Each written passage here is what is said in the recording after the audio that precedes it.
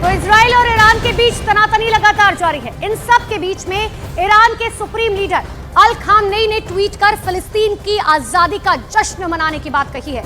Ali Khamenei ने social media पर लिखा, यरूशलेम मुस्लिमों के हाथ में होगा और मुस्लिम जगत फिलिस्तीन की आजादी का जश्न मनाएगा।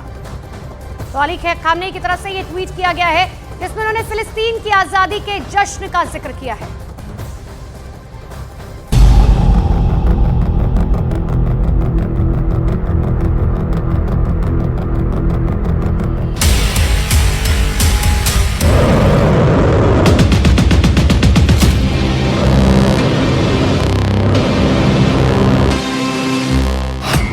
महायुद्ध का कोहराम।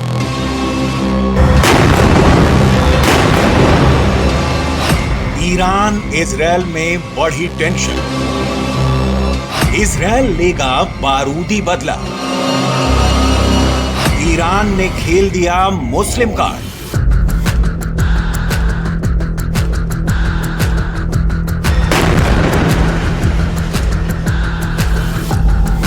ये तस्वीरें इजरायल पर हुए हमले की हैं, जब ईरान ने इजरायल पर ड्रोन और मिसाइलों की बौछार कर दी थी, जिसके बाद दोनों देशों में टेंशन का पारा हाई हो गया। पूरी दुनिया में कोहराम मच गया। तीसरे विश्व युद्ध की सुगबुगाहट तेज हो गई।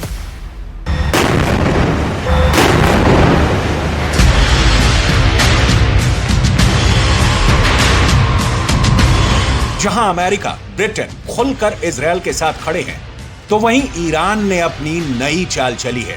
ईरान ने एक बार फिर से मुस्लिम कार्ड खेला है। इजरायल पर हमले के बाद ईरान के सुप्रीम लीडर अली खामनेई का पहला बयान सामने आया है। अली खामनेई ने ट्विटर पर लिखा कि यरूशलेम मुस्लिमों के हाथ में होगा और मुसलमान फिलिस्तीन की आजादी का जश्न मनाएंगे। हिब्रू में लिखे इस ट्वीट के साथ ही अली खामनेई ने अल अक्सा मस्जिद का एक वीडियो भी शेयर किया, जिसके पीछे आसमान में मिसाइल और ड्रोन से हमले हो रहे हैं। अली खामनेई के ट्वीट से साफ नजर आ रहा है कि वो मुस्लिम देशों को फिलिस्तीन की आजादी मुद्दे के जरिए अपने साथ जोड़ना चाहते हैं, क्योंकि ईरान को मालूम है कि इजरायल चुप बैठने वालों में से नहीं है। वो पलटकर जरूर जवाब देगा। जानकारों का मानना है कि युद्ध अगर होता है तो दुनिया दो धड़ों में बढ़ जाएगी।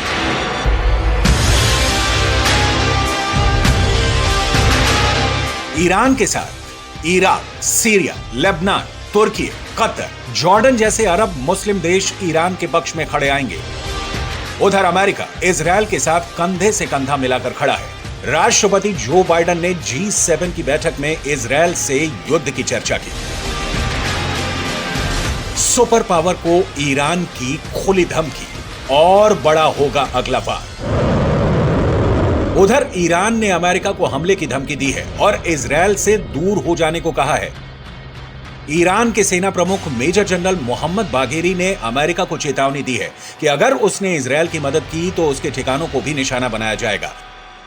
साथ ही इजरायल को भी जवाबी कार्रवाई ना करने की हिदायत दे डाली। और कैबिनेट ने बनाया प्लान, ईरान पर होगा बड़ा प्रहार। اقدامی رو علیه جمهوری اسلامی ایران چه در خاک ما و چه در مراکز متعلق به ما. हवाई हमले के बाद से ही इजरायल एक्शन में है। हमले के बाद इजरायल के पीएम नेतन्याहू ने वॉर कैबिनेट की बैठक बुलाई। इस वॉर कैबिनेट की बैठक में आगे की रणनीति पर चर्चा हुई। इजरायली युद्ध कैबिनेट मंत्री बेनी गैंट्स ने ईरान को साफ संदेश दिया कि ईरान हमले की कीमत चुकाएगा। האירוע הזה לא נגמר. את הברית האסטרטגית ומערך שיתוף הפעולה האזורי שבנינו ועמד במבחן המשמעותי שלו צריך לחזק דווקא עכשיו. ישראל הוכיחה אתמול שהיא עוגן של עוצמה צבאית וטכנולוגית ועוגן של ביטחון במזרח התיכון. ईरान के मंत्री के बयान से ये तो साफ है कि इजरायल चुप बैठने वालों में से नहीं है। वो नई तैयारी के साथ ईरान पर बड़ा प्रहार करने की तैयारी में है। तो वहीं ईरान भी मुस्लिम देशों को साथ लाने की जद्दोजहद में है।